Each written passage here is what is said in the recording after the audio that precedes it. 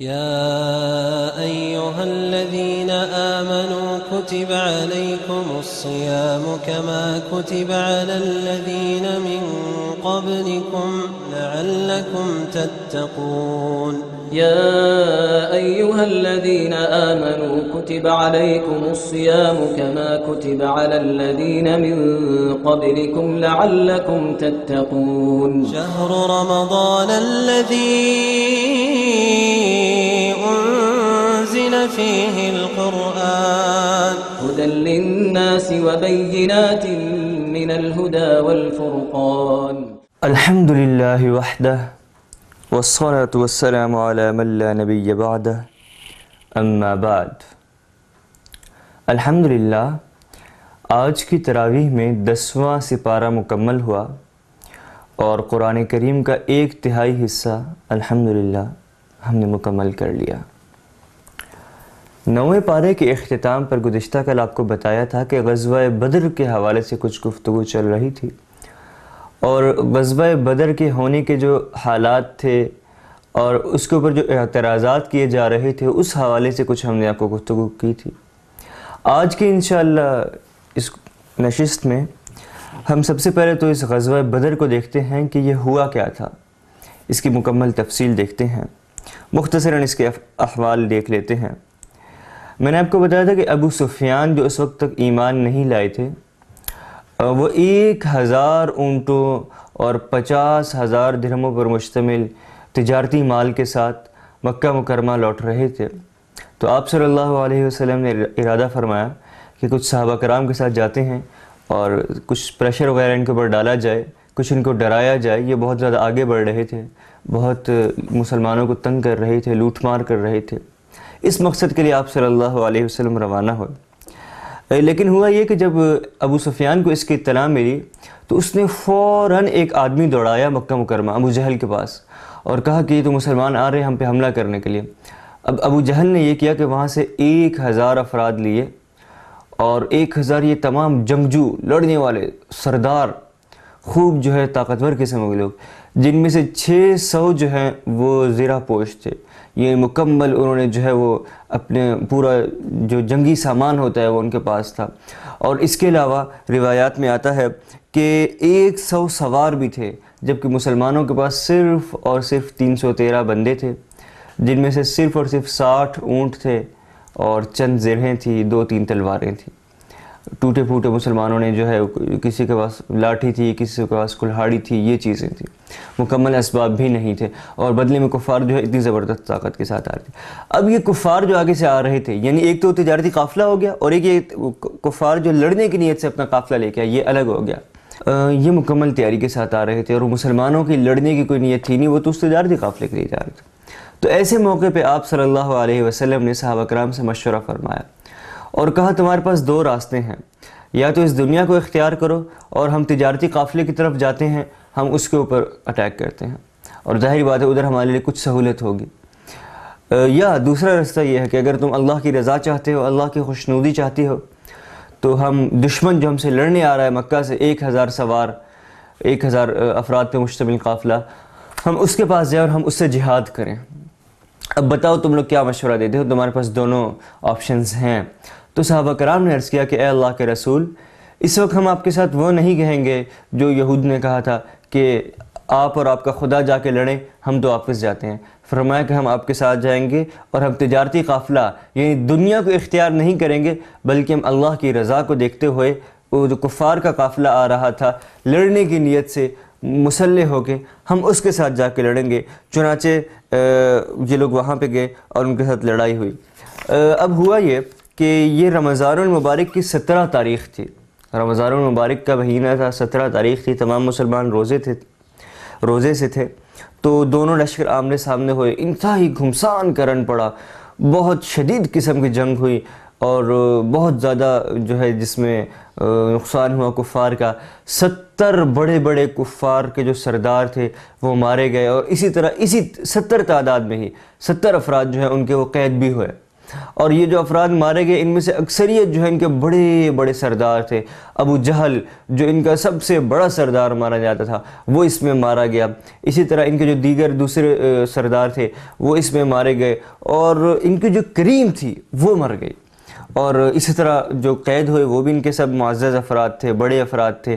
اللہ تعالیٰ نے مسلمانوں کو فتح عطا فرمائی، نہ صرف فتح عطا فرمائی بلکہ انتہائی شان و شوکت والی فتح عطا فرمائی. خوب مال و دولت بھی ہاتھ لگا. مسلمانوں کی طرف سے اس میں تقریباً 14 صحابہ کرام جو ہے شہید ہوئے، جن میں سے 6 جو ہے یہ مہاجرین تھے اور 8 جو ہے یہ انصاری صحابہ کرام تھے، جبکہ اس کے بدلے میں 70 کفار شہید ہوئے جو کہ سب بڑے بڑے وہ تھے. اس غزوے میں آپ صلی اللہ علیہ وسلم کی جو کیفیت تھی وہ بھی بڑی عجیب تھی. آپ صلی اللہ علیہ وسلم مستقل اللہ رب العزت سے دعا مانگ رہے تھے، مستقل اللہ رب العزت سے مدد چاہ رہے تھے، مدد طلب کر رہے تھے. اللہ رب العزت کے آگے سر سجود تھے اور آہوزاری کرتے تھے، ہاتھ پھیلا رہے تھے. اور پھر یہی ہوا کہ جب اپنی طرف سے کوشش بھی مکمل کی، اپنے سارے افراد بھی میدان میں لے آئے، پھر اللہ سے مانگا بھی صحیح، تو اللہ رب العزت کی مدد بھی شامل حال ہوئی اور مسلمان جو ہے اس غزوے میں فاتح ہوئے. اس کے بعد آگے علماء نے لکھا ہے کہ غزوہ بدر میں جو شریک ہونے والے صحابہ کرام ہیں ان کے نام، یہ بڑے فضیلت والے صحابہ کرام تھے، انتہائی فضیلت والے صحابہ کرام تھے. 313 جو صحابہ کرام ہیں، یہاں تک کہ لکھا ہے کہ اگر ان کے نام لے کر کوئی دعا کی جائے تو وہ دعا بھی قبول ہو جاتی ہے. اللہ تعالیٰ نے غزوہ بدر میں مسلمانوں کی نصرت کا تذکرہ کرنے کے بعد 4 عوامل جو ہے ان کا تذکرہ کیا ہے کہ یہ 4 امور جو شخص اختیار کرتا ہے پھر اس کے بدلے میں اللہ رب العزت کی مدد نصرت شامل حال ہوتی ہے. اس کے بغیر اللہ کی مدد اور نصرت شامل حال نہیں ہوتی. یہ 4 امور کون سے ہیں دیکھتے ہیں کہ سب سے پہلے نمبر پہ جو بتایا وہ ثابت قدمی، کہ میدان جنگ میں ثابت قدمی. جو شخص میدان جنگ میں ثابت قدم رہے گا، جو لشکر میدان جنگ میں ثابت قدم رہے گا، اللہ کی مدد و نصرت اس کے ساتھ ہوگی. جو کہ پیٹھ پھیرے گا، بھاگے گا، اس کے ساتھ کبھی اللہ کی مدد نہیں ہو سکتی. دوسرے نمبر پہ فرمایا کہ اللہ کا ذکر کثرت سے کرنا. اس وقت مسلمانوں کی حالت یہ تھی کہ ہاتھ سے تلوار چل رہی ہے اور ہاتھ سے جو ہے دشمن کا مقابلہ کر رہے ہیں، لیکن زبان پہ اللہ کا ذکر جاری تھا. تو فرمایا ذاکرین جو ہے ان کے ساتھ بھی اللہ رب العزت کی مدد ہوتی ہے. تیسرے نمبر پہ فرمایا کہ آپس میں اختلاف اور لڑائی جھگڑے سے بچ کے رہنا. یہ بہت اہم چیز ہے، بہت زیادہ اہم چیز ہے. آپس کا اتفاق، آپس کا اتحاد، لڑائی جھگڑے سے بچ کے رہنا، آپس کے اختلاف سے گریز کر.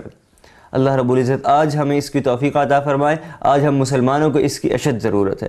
اور چوتھے نمبر پہ فرمایا کہ دشمن سے مقابلے کے وقت ناموافق حالات یا ناموافق امور پر صبر کرنا. کیا مطلب؟ کہ ایسے حالات آگے جو آپ کو پسند نہیں ہے، کٹھن حالات ہیں، مشکل حالات ہیں، یا کوئی ایسی اسٹریٹجی ہوگی جو کہ آپ نہیں چاہ رہے تھے، لیکن اس وقت بھی اب پیٹھ نہیں پھیرنی یا یہ نہیں کرنا یار ایسے ہمارے ساتھ کیوں ہو گیا وغیرہ وغیرہ. بلکہ فرمایا کہ اس موقع پہ ہی تو اصل امتحان ہے. جنگ ہے ہی یہی کہ آپ کے خلاف حالات ہیں، آپ کے موافق حالات نہیں ہیں، تب آپ نے جنگ کرنی ہے، تو تب اس لحاظ سے آپ نے پالیسی وضع کرنی ہے. تو اس موقع پہ صبر کے ساتھ اچھے انداز میں لڑنا. یہ 4 امور جو ہے جو لشکر اختیار کرتا ہے اس کے ساتھ پھر اللہ رب العزت کی مدد شامل حال ہوتی ہے. اس کے بعد غزوہ بدر کے پس منظر میں مسلمانوں کو یہ ہدایت بھی کی گئی کہ دشمنوں سے مقابلے کے لیے مادی یعنی جتنے بھی اسباب ہیں، اسباب کی حد تک. دوسرے نمبر پہ فرمایا عسکری یعنی جنگی لحاظ سے، اور تیسرے نمبر پہ فرمایا روحانی اعتبار سے. ان تینوں لحاظ سے اپنے آپ کو تیار کریں اور بھرپور انداز میں تیاری کریں. سب سے پہلے نمبر پہ مادی لحاظ سے، یعنی جو دنیاوی اسباب ہیں، اس دنیا میں جنگ لڑنے کے جو اصول ہیں، جو طور طریقے ہیں، ان تمام کے مطابق بھی تیاری کریں. مال اکٹھا کریں، وسائل اکٹھے کریں، گاڑیاں اکٹھی کریں، آج کے زمانے میں جو بھی چیز ہے. دوسرے نمبر پہ فرمایا کہ عسکری طور پہ جنگی لحاظ سے خود کو تیار کریں، ٹریننگ دے اپنے آپ کو، تلوار چلانے کی، گھڑ سواری کی، نشانہ بازی کی، تیر اندازی کی. اس زمانے کے جو تھے، آج کے زمانے میں جو کچھ ہے اس کے حساب سے کی جائے. اور تیسرے نمبر پہ فرمایا کہ اس سب کے بعد پھر اصل جو چیز ہے روحانی، کہ روحانی اعتبار سے، دینی اعتبار سے اپنے دل کو بھی تیار کرنا ہے. اللہ رب العزت ہم سب کو اس کی توفیق عطا فرمائے. اس کے بعد آگے یہ جو پھر کیا ہوا، یہ غزوہ بدر تو ختم ہو گیا. وہ جو 70 لوگ ان کے گرفتار ہوئے تھے، ان کا اب کیا کیا جائے؟ صحابہ کرام کو بلایا گیا، مشورہ ہوا. حضرت عمر رضی اللہ تعالی عنہ اور بعض دیگر صحابہ کرام کی رائے یہ تھی کہ ان کو قتل کر دیا جائے، ان کو معاف نہ کیا جائے، قتل کر دیا جائے، جبکہ اس کے مقابلے میں حضرت ابو بکر صدیق رضی اللہ تعالیٰ عنہ کی رائے یہ تھی کہ فدیہ لے کے ان کو چھوڑ دیا جائے۔ آپ صلی اللہ علیہ وسلم نے حضرت ابو بکر صدیق اور یہ والے صحابہ کرام تھے ان کی رائے کو پسند کیا، فدیہ لے لیا گیا اور ان لوگوں کو چھوڑ دیا گیا۔ اللہ رب العزت نے بعد میں قرآن کریم میں اس کی وضاحت فرمائی، اور اللہ رب العزت نے حضرت عمر رضی اللہ تعالیٰ عنہ کا جو فیصلہ تھا اس کو پسند فرمایا، اور کہا کہ تھوڑی سی ناراضگی کا بھی اظہار کیا، اور فرمایا کہ اگر اللہ کا حکم پہلے نہ آ چکا ہوتا، یعنی پہلے ابھی تک اللہ کا حکم نہیں آیا تھا نا کہ کیا کرنا ہے، تو اس لیے آپ لوگ بچ گئے کہ آپ نے اپنی مرضی کا حکم چلایا اور فدیہ دے کے ان کو رہا کر دیا۔ اگر اللہ کا حکم اس سے پہلے نہ آ چکا ہوتا تو تم نے جو فدیہ لیا ہے اس کے بدلے تم پر سخت عذاب آتا۔ اچھا، اس چیز سے دیکھیں اس ناراضگی میں بھی ایک مصلحت ہے۔ یہ نہ سمجھے کہ مسلمانوں کو اس وقت آپ صلی اللہ علیہ وسلم پہ اللہ تعالیٰ ناراض کیوں ہے، اس ناراضگی میں بھی ایک مصلحت ہے، وہ یہ کہ اللہ رب العزت نے دیکھیں اس کے ذریعے یہ بات واضح کر دی کہ یہ قرآن کے اوپر جو اعتراض ہوتا تھا کہ محمد کا اپنا کلام ہے، اس نے خود گھڑا ہوا ہے، یہ اس طرح نہیں ہے۔ کوئی شخص اپنے اوپر بھرا غصے ہو سکتا ہے، اپنے اوپر ناراض ہو سکتا ہے، جب کہ وہ فاتح بن کے آ رہا ہو، عزت کے ساتھ آ رہا ہو، ایسے موقع پہ تو کبھی بھی اپنے خلاف بیان نہیں دے گا، اپنے اگینسٹ نہیں دے گا۔ تو اس وقت جب اللہ رب العزت سرزنش فرما رہے ہیں، اس کا یہی مطلب ہے کہ آپ صلی اللہ علیہ وسلم کا کلام نہیں ہے بلکہ اللہ رب العزت کا کلام ہے۔ اس کے بعد آگے ایک اور بھی مسلمانوں کو حکم دیا گیا، جنگی اصول حکمت عملی بتائی گئی، وہ یہ کہ پہلے نمبر پر تو یہ کہ ہمیشہ جہاد کے لیے تیار رہو، مستعد رہو، اور پھر فرمایا کہ ہر طرح کی جب تمہاری تیاری ہو جہاد کی، اس کے بعد اگر ایسے حالات ہیں کہ کافر آپ سے صلح کرنے کا کہہ رہے ہوں، معاہدے کا، اور اس صلح میں مسلمانوں کی بھی بھلائی ہو، مسلمانوں کے لیے بھی خیر ہو، تو تب تم صلح کر لو۔ اس سے یہ معلوم ہوتا ہے کہ ہر وقت اسلام نے جہاد کا حکم یا جہاد کے حکم کو مس یوز کرنے کا نہیں کہا گیا۔ اسی طرح فرمایا گیا کہ اگر یہ کافر، یہ آیت نمبر 61 کا ترجمہ میں کر رہا ہوں، اگر یہ کافر صلح کی طرف مائل ہو جائیں تو تم بھی اس کی طرف مائل ہو جاؤ۔ یعنی معلوم ہو کہ جذبہ جہاد کا یہ مقصد ہرگز نہیں کہ ہر صورت میں بس تلوار اٹھائے رہو اور ہر صورت میں جہاد کرنا ہے۔ اگر کوئی بہتری کی صورت بن رہی ہے، اگر کوئی امن امان کی صورت بن رہی ہے، مثبت صورت بن رہی ہے، تو پھر آپ اس کی طرف مائل ہو جاؤ، پھر آپ بھی جو ہے صلح کرو اور کوشش کرو جنگ سے بچا جائے۔ اس کے بعد انہی چیزوں کے ساتھ سورۃ توبہ جو ہے یہ ختم ہوتی ہے۔ سورۃ توبہ نہیں، اس سے گزشتہ سورۃ جو ہے سورۃ توبہ، یہاں سے اس کے بعد ابتدا ہوتی ہے۔ سورۃ توبہ جو ہے اس کے بارے میں آتا ہے کہ اس میں بنیادی طور پر منافقین کے بہت زیادہ احوال ہیں۔ پہلے نمبر پہ تو یہ کہ جو کفار نے اور یہودیوں نے جو معاہدے توڑے تھے اس کا اس میں تذکرہ ہے کہ اگر معاہدے وغیرہ توڑ دیا جائے تو اس وقت مسلمانوں کو کیا کرنا چاہیے۔ دوسرے نمبر پہ منافقین کا اس میں کافی زیادہ تذکرہ ہے۔ یہ بھی مدنی صورت ہے، کافی آخری دور میں نازل ہوئی، فتح مکہ کے بھی بعد نازل ہوئی، اور اس میں جو ہے 16 رکوع ہیں، 129 آیات ہیں، اور اس کی یہ جو دو ناموں سے مشہور ہوئی ہے، ایک تو سورۃ التوبہ کے نام سے اور ایک البراءت کے نام سے۔ یہ ابتدا بھی اسی طرح ہو رہی ہے کہ براءۃ من اللہ ورسولہ الی الذین عاہدتم من المشرکین، یہاں سے اس سورت کی ابتدا ہو رہی ہے۔ تو اس کے یہ دو نام ہیں، ایک التوبہ اور ایک براءت۔ اس سورت کا نام سورۃ توبہ کیوں ہے؟ تو اس کی ایک وجہ یہ بتاتے ہیں کہ اس میں 3 سچے مسلمانوں کا واقعہ ہے، 3 سچے ایسے مسلمانوں کا قصہ ہے جنہوں نے توبہ کی اور اللہ رب العزت نے ان کی توبہ کو قبول فرمایا، تو اس وجہ سے اس کا نام سورۃ توبہ ہے۔ اور دوسری وجہ یہ کہ اس سورت میں بار بار توبہ کا ذکر بھی آیا ہے، مختلف طریقوں سے، مختلف احوال ہیں توبہ کے، وہ بھی ہے، تو لہٰذا اس وجہ سے بھی یہ ہے کہ اس کا نام سورۃ توبہ رکھا گیا ہے۔ اور براءت اس کا نام کیوں رکھا گیا؟ اس کی وجہ ہے کہ اس میں مشرکین سے بری الذمہ ہونے کے بارے میں ہے کہ جب انہوں نے معاہدے توڑ دیے، صلح توڑ دی، تو اب ہم بھی ان سے بری الذمہ ہیں، ہم اس معاہدے کے مطابق نہیں چل سکتے۔ اس سورت کی ایک منفرد بات یہ ہے، وہ یہ کہ اس کے ساتھ بسم اللہ لکھی یا پڑھی نہیں جاتی۔ اس کی کیا وجہ ہے؟ اس کے ساتھ بسم اللہ کیوں نہیں پڑھی لکھی جاتی؟ اس کی مختلف وجوہات ہیں۔ ایک تو بتایا کہ جب قرآن کریم نازل ہو رہا تھا کہ تو آپ صلی اللہ علیہ وسلم ہر چیز کو خود لکھوا دیتے تھے، تو اس صورت کے ساتھ آپ صلی اللہ علیہ وسلم نے بسم اللہ نہیں لکھوائی۔ اس کے بعد دوسری وجہ یہ کہ حضرت عثمان غنی رضی اللہ تعالی عنہ نے جو اپنے دور میں پورے قرآن کریم کی دوبارہ تدوین کی، اس کو جمع کیا اور مختلف یہ چھوٹے چھوٹے حصوں میں تھا، تو اس کو جمع کر کے ایک ہی نسخہ بنایا اور پھر اس کو جو ہے شائع کروایا۔ تو اس میں انہوں نے یہ کہا کہ ہمیں کیونکہ اس چیز کی وضاحت نہیں تھی، آپ صلی اللہ علیہ وسلم فرما دیتے ہیں نا کہ اس چیز کو اس صورت میں لکھو، اس کو اس صورت میں لکھو، اور یہ الگ الگ صورتیں ہیں۔ تو آپ صلی اللہ علیہ وسلم نے سورۃ التوبہ اور اس سے جو ماقبل میں صورت گزری ہے ان کے بارے میں وضاحت نہیں کی کہ یہ الگ الگ صورتیں ہیں، ان کی آیتیں الگ الگ لکھو۔ مزے کی بات یہ کہ ان دونوں کے مضمون بھی تقریباً ملتے جلتے ہیں، ان میں احکامات بھی تقریباً ایک جیسے آئے ہیں، اور پھر آپ صلی اللہ علیہ وسلم نے وضاحت بھی نہیں کی کہ اس کے درمیان میں بسم اللہ رکھو، یہ نہ رکھو، تو اس لیے ہم نے بھی اس کے درمیان میں بسم اللہ نہیں رکھی۔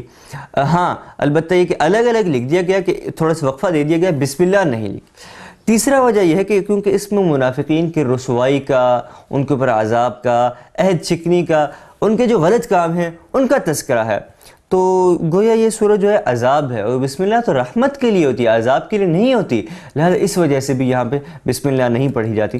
چوتھی اور آخری سورت یہ کہ صحابہ کرام میں اختلاف تھا کہ یہ ایک ہی سورت ہے، یہ اور اس سے پچھلی سورت جو یہ دونوں ایک ہی سورت ہے، آپس سے ملی ہوئی ہیں، یا یہ دو الگ الگ صورتیں ہیں۔ بعض صحابہ کرام کہتے تھے کہ یہ الگ الگ صورتیں ہیں، اور بعض صحابہ کرام کہتے تھے کہ یہ ایک ہی صورت ہے۔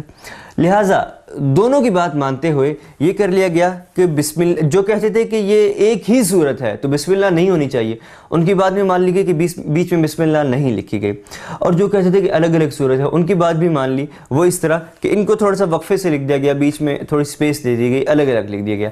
تو اب یہ ہو گیا کہ دونوں جو رائے ہیں ان کا احترام رکھا گیا اور دونوں کے مطابق عمل ہو گیا۔ باقی یہ کہ یہ بسم اللہ تو تب نہیں پڑھنی چاہیے جب آپ مستقل پڑھتے آ رہے پیچھے سے تلاوت کرتے ہوئے، اگر آپ ابتدا ہی یہاں سے کر رہے ہیں، ابھی شروع کر رہے ہیں، تو پھر کہا جاتا ہے کہ بسم اللہ پڑھ لینی چاہیے۔ یہ سورت فتح مکہ کے بعد نازل ہوئی، اور عرب کے جو بہت سے قبیلے تھے، فتح مکہ ہو چکی تھی، آپ صلی اللہ علیہ وسلم مکہ کے جو بڑے بڑے قبیلے تھے ان کو ہرا چکے تھے، قریش کو، اور مکہ مکرمہ پہ بھی آپ صلی اللہ علیہ وسلم اسلام کا غلبہ ہو چکا تھا۔ اب جو قریش کے باقی عرب کے باقی قبیلے تھے وہ اس تمنا میں تھے یا اس جستجو میں تھے کہ دیکھیں اب کیا ہوتا ہے، قریش کو تو ہرا دیا محمد نے، اب دیکھتے ہیں کہ اب عرب کے جو اونٹ ہے یہ کس کروٹ بیٹھتا ہے، یہاں کی سیاست جو ہے اس پہ کیا اثر پڑتا ہے، اور یہاں کے جو باقی ہمارے قبائلی نظام ہیں ان پہ کیا اثر پڑتا ہے، کیونکہ یہ ہے کہ اس زمانے میں معاہدہ بھی توڑ دیا گیا تھا، قریش کے ساتھ صلح حدیبیہ کی گئی تھی، تو قریش نے وہ صلح حدیبیہ کا جو معاہدہ تھا وہ بھی توڑ دیا تھا، تو بڑے اہم معاملات ہو رہے تھے، اور سیاسی طور پہ حالات بہت زیادہ رد و بدل کا شکار تھے۔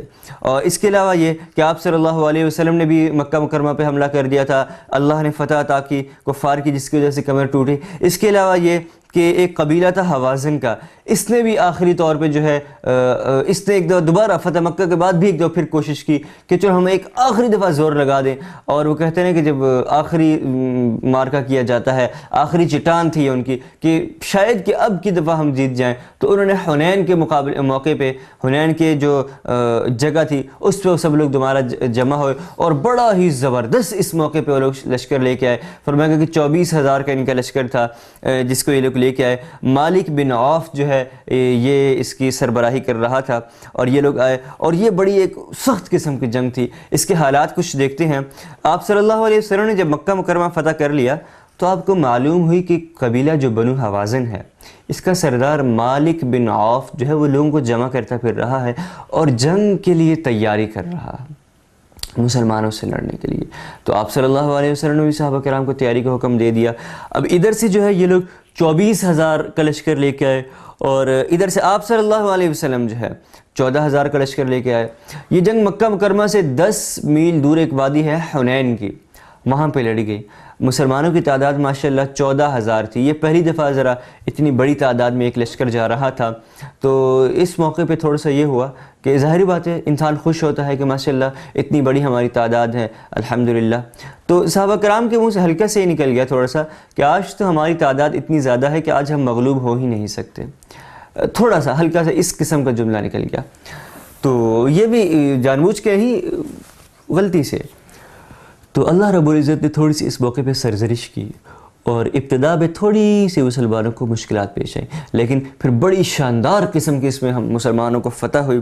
اور ابتدا میں یہ ہوا کہ جب یہ لوگ جا رہے تھے تو ایک درے کے پاس سے پہنچے، تو کافی تیز قسم کی تیر اندازی شروع کر دی اوپر سے قبیلہ بنو حوازن نے، جس کی وجہ سے مسلمان تھوڑا سا پیچھے ہٹنے شروع ہو گئے. تو آپ صلی اللہ علیہ وسلم اور آپ صلی اللہ علیہ وسلم کے ساتھ صحابہ کرام تھے، یہ لوگ ڈٹے رہے. جو دیگر صحابہ کرام تھے آس پاس والے، وہ تھوڑا سا ہلکا سا پیچھے ہٹنے لگے. تو اس موقع پہ آپ صلی اللہ علیہ وسلم نے حضرت عباس رضی اللہ تعالیٰ عنہ کو فرمایا، ان کی آواز بہت اونچی تھی، کافی بلند گونجدار اور واضح آواز تھی، دور تک جاتی تھی. تو ان کو آپ صلی اللہ علیہ وسلم نے فرمایا کہ تم جو ہے مسلمانوں کو واپس بلاؤ. انہوں نے پکار کے بلایا اور پھر مسلمان واپس آئے. ایک نئے جوش کے ساتھ، ایک نئے ولولے کے ساتھ، ایک نئی ہمت کے ساتھ انہوں نے حملہ کیا، اور پھر ایسا حملہ کیا کہ کشتوں کے پشتے لگا دیے اور کفار کو جو ہے رونتے چلے گئے. اور الحمدللہ اللہ رب العزت نے فتح عطا فرمائی، خوب مال دولت، خوب مال غنیمت ہاتھ لگا، اور انتہائی جو ہے عزت تکریم والا معاملہ ہوا.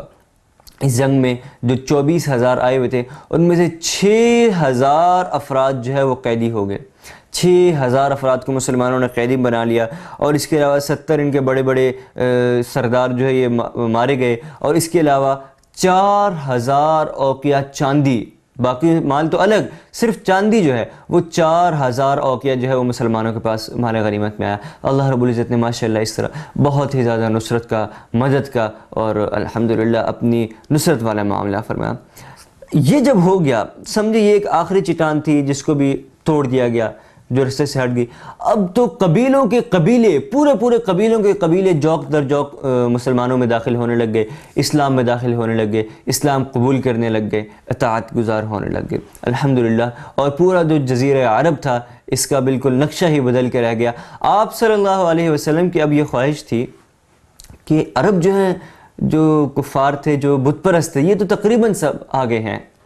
اب آپ صلی اللہ علیہ وسلم کہتے ہیں کہ جو یہودی مدینے میں رہتے ہیں یا جو عرب میں رہتے ہیں، اس حوالے سے بھی کچھ ہونا چاہیے.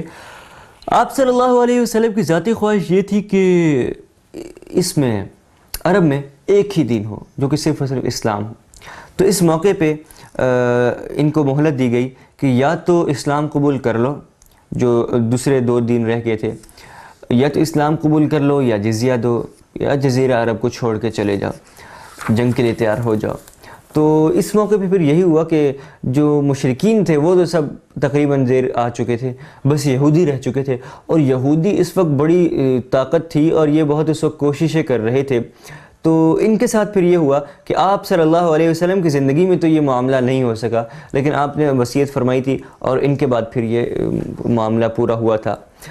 اچھا، اب یہ ہوا کہ مسلمان جو ہیں یہ فتح، الحمدللہ مکہ فتح ہو گیا، حنین کا جو غزوہ تھا اس میں بھی فتح ہوئی. لیکن یہ ہے کہ یہ لوگ آرام سے نہ بیٹھے، یہ کفار تھے.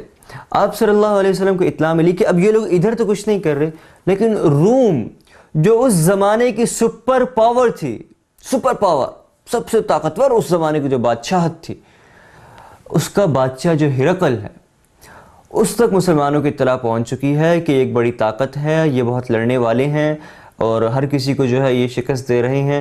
تو اس نے ایک زبردست لشکر تیار کیا. اس نے کہا کہ یہ مسلمان، اچھا یہ عرب کے لوگ اٹھے ہیں، میں ابھی جا کے سیدھا کرتا ہوں. اس نے ایک بڑا لشکر تیار کیا ہے کہ وہ لڑنے کے لیے آ رہا ہے. تو آپ صلی اللہ علیہ وسلم نے فرمایا کہ پہلے اس سے پیشتر کہ وہ آئے، ہم یہاں سے جاتے ہیں اور ہم خود جا کے اس سے لڑتے ہیں، اللہ کی مدد ہمارے ساتھ ہے. اچھا، آپ صلی اللہ علیہ وسلم نے اعلان تو کر دیا اور آپ صلی اللہ علیہ وسلم نے کہا اس میں ہر عام خاص ہر مسلمان شریک ہوگا. لیکن یہ موقع بڑا سخت تھا، انتہائی سخت حالات تھے. سب سے پہلے تو آپ یہ دیکھیے کہ جس جگہ جانا تھا وہ 950 میل دور تھی. آپ یہ سمجھ لیں، یہاں راولپنڈی میں اس وقت میں بیٹھا ہوا ہوں، یہ ریکارڈنگ جو ہماری ہو رہی ہے راولپنڈی میں ہو رہی ہے.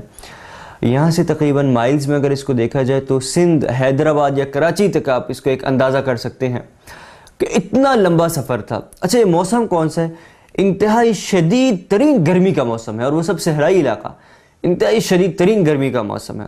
اچھا، اس کے علاوہ اقتصادی طور پہ دیکھا جائے تو یہ مسلمانوں کے پورے سال کی کمائی کا موقع تھا کہ پورا سال محنت کر کے جو فصل کاشت کرتے تھے، اب وہ فصل پکنے کا، کھجور کا زمانہ تھا، کھجور اتارنے کا، کھجور پک چکی تھی.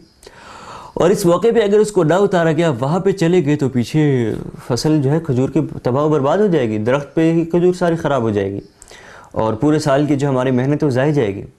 اس کے علاوہ اگر دیکھا جائے تو مسلمانوں کے پاس کوئی سواریاں بھی نہیں تھیں. غرض یہ کہ ہر قسم کے برے حالات، اتنی دور جانا ہے، پیدل جانا ہے، صحراؤں میں سے گزرنا ہے، پاؤں میں جوتے نہیں ہیں پہننے کے لیے، لیکن آپ صلی اللہ علیہ وسلم نے فرمایا کہ جہاد کا حکم ہے، چلنا ہے، تمام مسلمان چل پڑے، اور اللہ رب العزت نے اس میں مدد فرمائی۔ آپ صلی اللہ علیہ وسلم کے ساتھ 30,000 کا لشکر تھا، اور یہ لشکر جب روانہ ہوا وہاں تک تو ہرقل کے دل میں اللہ تعالیٰ نے خوف ڈال دیا، اور وہ لڑنے کی بجائے ویسے ہی واپس لوٹ گیا، اور اس طرح اللہ تعالیٰ نے مسلمانوں کو شان و شوکت کے ساتھ فتح عطا فرمائی، بغیر لڑے فتح عطا فرمائی۔ اس غزوے میں جہاں اکثر صحابہ کرام نے جانفشانی کا، بہادری کا، جانثاری کا معاملہ فرمایا اور اس چیز کا اظہار کیا، وہیں جو منافقین تھے وہ بھی سامنے آ گئے، کھل کے ان کی بھی وضاحت ہوگی، کیونکہ وہ اتنی دور نہیں گئے، بہانے کرنے لگ گئے، تو ان چیز کی بھی حرکتیں جو ہے سامنے آ گئے۔ بنیادی طور پر سورۃ توبہ جو ہے اس کے 2 ہدف ہیں۔ پہلا تو یہ کہ مشرکین اور اہل کتاب کے ساتھ جہاد جو ہے اس کے احکامات بیان ہوئے ہیں، اور دوسرا یہ کہ اللہ اور اللہ کے رسول چاہتے ہیں کہ جزیرہ عرب جو ہے اس میں سارا کا سارا اسلام نافذ ہو جائے، صرف اور صرف ایک ہی مذہب رہے۔ تو اس کے بعد پھر یہ ہوا، اس وجہ سے جب یہ کیسے ہوگا، اس کے لیے پھر یہ ہے کہ جتنے بھی وہاں پہ لوگ ہیں ان کے ساتھ معاہدے کیے جائے، ان کو وارن کر دیا جائے، یا ان کو آگاہی دے دی جائے کہ یا تو اسلام میں داخل ہو جاؤ، یا جزیہ دو، یا یہاں سے نکل جاؤ۔ اس کے لیے پھر یہ کہ ایک پوری ترتیب بنائی گئی، 4 کیٹیگریز تھی، 4 اقسام تھے لوگوں کی جو مشرکین وہاں پہ رہ رہے تھے۔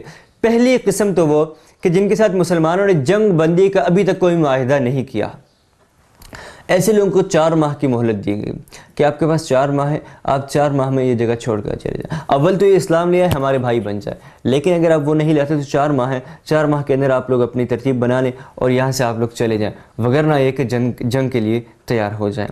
دوسرے نمبر پہ وہ قسم تھی کہ جن کے ساتھ جنگ بندی کا معاہدہ ہو چکا تھا، لیکن کوئی مدت متعین نہیں ہوئی تھی کہ کتنے ماہ کے جنگ بندی ہے، بس یہ تھا مطلقاً کہ آپ کے ساتھ جنگ بندی ہے، ہماری جنگ نہیں ہوگی۔ تو اب ان لوگوں کو بھی ایک مدت متعین کر دی گئی، وقت بتا دیا گیا کہ 4 ماہ کی مدت ہے، یعنی 4 ماہ کا ٹائم فریم دیا گیا کہ اس کے اندر آپ وہی کنڈیشنز لگائیں گے، اسلام لے آئیں یا جنگ کے لیے تیار ہو جائے۔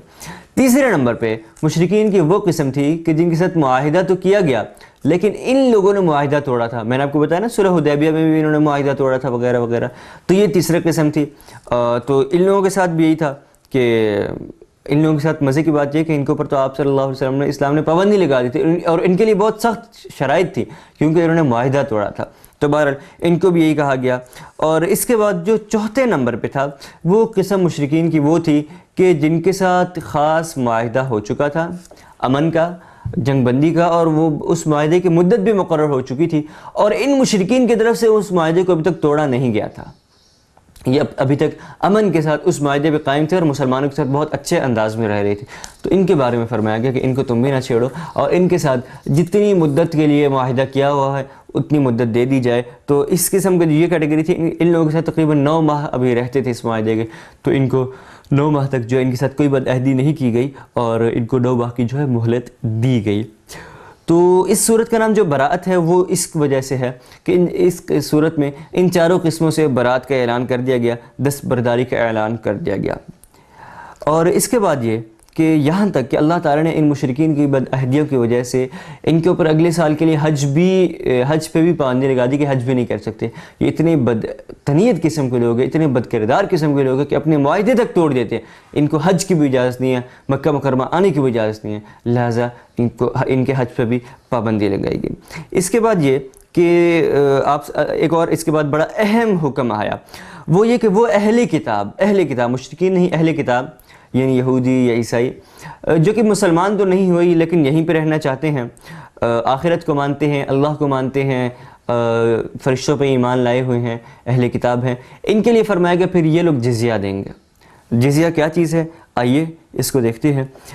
جزیہ کے لفظی معنی ہوتے ہیں کہ اصطلاح شرع میں اس سے مراد کیا ہے کہ وہ رقم جو اہل کتاب مسلمان مملکت میں جو رہ رہے ہیں ان کو قتل کے بدلے میں لی جاتی ہے، یعنی ایسے مرد جو لڑنے کی صلاحیت رکھتے ہیں۔ یاد رہے جزیہ نہ عورت سے لیا جاتا ہے، نہ بچے سے لیا جاتا ہے، نہ بوڑھے سے لیا جاتا ہے۔ جزیہ صرف اور صرف ایسے طاقتور اور قوت والے مرد سے لیا جاتا ہے جو لڑنے کی صلاحیت رکھا تھا، اس سے لیا جاتا ہے۔ اور کیوں لیا جاتا ہے؟ تاکہ اس کے بدلے میں لڑائی نہ ہو، اس کو قتل نہ کیا جائے، نہ وہ ہمیں قتل کرے، یہ چیز ہوتی ہے اس کی۔ اور اس کی جو دوسری اصل وجہ یہ ہے وہ یہ ہے کہ جب آپ مسلمان ممالک میں رہ رہے ہیں، مسلمانوں کے ساتھ رہ رہے ہیں تو مسلمان تو زکوٰۃ ادا کرتے ہیں.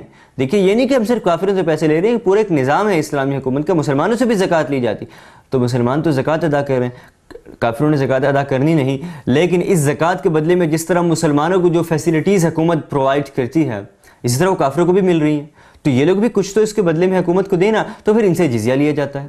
اس کے بدلے میں حکومت ان کو تمام سبسڈی دیتی ہے ہر چیز کے اوپر اور ہر قسم کی سہولتیں دیتی ہے. اس کے بعد یہ کہ حضرت ابراہیم علیہ السلام کا تذکرہ کہ ان کے وقت سے 4 جو مہینے ہیں, جو اسلامی مہینے یعنی کہ چاند کے جو مہینے 4 مہینے, ان کو حرمت والا سمجھا جاتا تھا اور اس میں کسی قسم کی جنگ وغیرہ نہیں کی جاتی تھی, کفار بھی نہیں کرتے تھے. وہ 4 مہینے کون سے ہیں؟ ذی القعدہ, ذی الحجہ, محرم اور رجب, یہ 4 مہینے تھے. اچھا شروع میں تو عرب اس پہ کاربند رہے, اب بعد میں نا ان لوگوں نے اپنی منمانی شروع کر دی, کیلنڈر چینج کر دیتے تھے. جنگ کرنی ہوتی تھی نا, اگر مثال ذی الحجہ کا مہینہ چل رہا ہے اس میں جنگ نہیں کر سکتے, یہ لوگ یہ کرتے تھے کہ مہینے آگے پیچھے کر دیتے تھے. ذی الحجہ کا مہینہ چل رہا ہے اور اس میں انہوں نے جنگ کرنی ہے, اب ظاہری بات ہے حرمت کا مہینہ نہیں کر سکتے, کہتے تھے اچھا ایسا کرتے ہیں کہ اس سال ذی الحجہ کے مہینے کو نا ایسا کرتے ہیں ہم 3 مہینے بعد کر دیتے ہیں اور اس وقت جو ہے نا ہم شعبان کو لے آتے ہیں, یا کسی بھی دوسرے مہینے کا نام لے لیتے تھے کہ اس وقت ہم اس کو لے آتے ہیں, ذی الحجہ ہم وہ تب جا کے کر لیں گے. یا رجب کا مہینہ چل رہا ہے جو کہ حرمت والا ہے, اس میں کوئی لڑائی آن پڑی تو پھر یہ کہتے ہیں اچھا رجب کو نا 4 ماہ بعد ہم کر لیتے ہیں اور اس وقت جو ہے نا کسی اور مہینے کو ہم لے آتے ہیں. یعنی اپنی مرضی سے کیلنڈر ہی تبدیل کر لیا کرتے تھے اور پھر جو ہے قتل و قتال شروع کر دیتے تھے. تو اللہ تعالیٰ نے اس کے بھی منع فرمایا. اس کے بعد اس صورت کا جو بڑا ہدف دوسرا وہ یہ کہ منافقین کی واضح طور پہ نشانی, کہ منافقین کی علامتیں واضح ہو جائیں, منافقین کھل کے سامنے آ جائیں. وہ کیا ہے؟ تو اس میں ان کی علامات, ان کی حرکات, اس چیز کو بھی بیان کیا گیا ہے کہ وہ سارے جو ہے ذلیل و خوار ہو کے رہ گئے. اور اس کے علاوہ یہ کہ اس صورت میں منافقین جو ہے غزوہ تبوک کے بارے میں, غزوہ حنین میں بھی یہی ہوا تھا کہ ان کی یہ لوگ جنگ سے بہت بھاگتے تھے, جہاد سے بہت بھاگتے تھے, طرح طرح کے بہانے کیا کرتے تھے. اسی طرح جب ابھی ہرقل کے ساتھ لڑنے کے لیے جا رہے تھے تو اس موقع پہ بھی, تبوک کے موقع پہ, اس موقع پہ بھی عجیب عجیب بہانے بنانے لگ گئے جہاد سے بچنے کے لیے. ایک یہودی تھا, ایک منافق تھا جد بن قیس, وہ آپ صلی اللہ علیہ وسلم کے پاس آیا, یا رسول اللہ کہ میں بڑا دل جو ہے میرا بڑا کمزور ہے اور میں بڑا کمزور دل والا بندہ ہوں, میں نے تو سنا ہے کہ وہاں روم کی عورتیں جو ہیں بہت گوری, بہت سفید اور بہت خوبصورت قسم کی عورتیں ہوتی ہیں, تو مجھے خدشہ ہے کہ اگر میں ادھر گیا نا آپ کے ساتھ جہاد لڑنے تو میرا دل جو ہے وہ فتنے میں پڑ جائے گا اور میں گناہ میں پڑ جاؤں گا, اس لیے میں جہاد پہ نہیں چاہتا. اللہ کے بندے, ایک بندہ جہاد کے لیے گیا ہوا ہو, اس وقت جنگ ہو رہی ہوتی ہے, اس وقت کس کو عورتوں کی فکر ہوتی ہے, اس وقت تو اپنی جان پہ بنی ہوئی ہوتی ہے. لیکن بس یہ ان کے بہانے تھے, کوئی کیا بہانہ کرتا تھا, کوئی کیا بہانہ کرتا تھا, تو اس طرح یہ لوگ جو ہے جہاد سے رک جاتے تھے. تو یہ ان کی بھی وضاحت یہاں پہ ہو گئی. تو آگے اللہ رب العزت فرماتے ہیں کہ منافقین جو ہے یہ مسلمان کے ساتھ اٹھتے بیٹھتے بھی نہیں, یہ جو تھوڑا بہت اٹھتے بیٹھتے ہیں یہ بھی صرف ان کو مال غنیمت کی لالچ ہے, مال غنیمت کی وجہ سے یہ مسلمانوں کے ساتھ آ کے بیٹھتے ہیں. اس کے بعد آگے 10ویں پارے کے آخر تک یہی بڑی تفصیل سے منافقین کا تذکرہ ہے. اللہ تعالیٰ نے یہاں تک فرما دیا آپ صلی اللہ علیہ وسلم کو کہ اگر آپ ان منافقین کے لیے 70 مرتبہ بھی استغفار کر لیں گے تب بھی ان کے لیے کوئی بخشش نہیں. جہنم کے اسفل سافلین, سب سے جو بدترین گڑھے ہیں, سب سے جو نچلے درجے ہیں, ان میں ان کو ڈالا جائے گا. یہ جو آپ صلی اللہ علیہ وسلم کو فرمایا گیا کہ آپ 70 مرتبہ بھی کر لیں, اس کی کیا وجہ ہے؟ اس کا شأن نزول کچھ اس طرح سے کہ عبداللہ بن ابی جو کہ منافقین کا سردار تھا وہ مر گیا. آپ صلی اللہ علیہ وسلم گئے اور اس کی نماز جنازہ پڑھائی, اور اس نماز جنازہ پڑھائی اس کے لیے مغفرت کی دعا فرمائی. اور نہ صرف یہ کہ نماز جنازہ پڑھائی, مغفرت کی دعا فرمائی, بلکہ خصوصی معاملہ فرماتے ہوئے کہ شاید کہ اس کی مغفرت ہو جائے, اپنا کرتا مبارک بھی اتارا اور اپنا کرتا مبارک جو ہے بطور کفن اس کو پہنایا. سبحان اللہ. یہ پھر بھی دیکھیں بدقسمتی جس شخص کی ہو جس کے اوپر اللہ کی لعنت کا جو مستحق ہو چکا ہو, اس کو پھر کوئی چیز نہیں بچا سکی, چاہے رسول اللہ کا کرتا ہی کیوں نہ اس کو پہنا دیا گیا ہو کفن کے طور پہ, پھر بھی وہ قبر کی مٹی سے, قبر کے عذاب سے, حشر کے عذاب سے نہیں بچ سکتا. اور اللہ رب العزت فرما رہے ہیں کہ آپ ان لوگوں کے لیے جتنا بھی کر لیں, 70 مرتبہ بھی استغفار کر لیں اے اللہ کے رسول, تو ان لوگوں کے لیے بخشش نہیں, کیونکہ ان کے کرتوت ہی ایسے ہیں. اس کے بعد پھر آپ صلی اللہ علیہ وسلم نے کسی منافق کا نماز جنازہ نہیں پڑھایا تھا اور کسی کے لیے دعا نہیں فرمائی تھی. اس کے علاوہ چند مخلص مسلمانوں کا بھی تذکرہ ہے جو منافق نہیں تھے لیکن کسی عذر کی وجہ سے اس غزوے میں شامل نہیں ہو سکتے تھے. یہ 7 صحابہ کرام تھے، ان کا بھی یہاں پہ تذکرہ ہے. تو اسی کے ساتھ ان تمام واقعات کے ساتھ یہ 10ویں پارے کا اختتام ہوتا ہے. دعا ہے کہ اللہ رب العزت ہم سب کو بھی، ہمارے دلوں میں بھی اور ہمارے اندر بھی جہاد کا جذبہ، جہاد کا شوق اور جہاد سے ایک محبت جو ہے وہ پیدا فرمائے، اور جو کچھ سنا گیا اس پر عمل کرنے کی توفیق عطا فرمائے. وآخر دعوانا ان الحمد للہ رب العالمین. يا أيها الذين آمنوا كتب عليكم الصيام كما كتب على الذين من قبلكم لعلكم تتقون. يا أيها الذين آمنوا كتب عليكم الصيام كما كتب على الذين من قبلكم لعلكم تتقون. شهر رمضان الذي أنزل فيه القرآن هدى للناس وبينات من الهدى والفرقان.